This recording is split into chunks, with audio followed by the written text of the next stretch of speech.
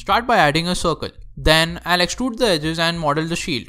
Add extra edges for some grooves. Use some proportional editing to give it a curved surface. Extrude some faces inwards and make the grooves. Now we are going to make the star. Add a plane and give it a triangulate modifier. After that, trace out one part of the star. Then duplicate the faces and make the star.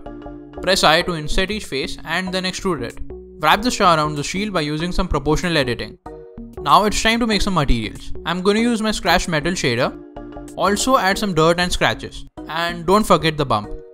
Then add an HDR and light the scene. Add a sun lamp for some cool shadows. And that's it. This was the Captain America shield in 1 minute.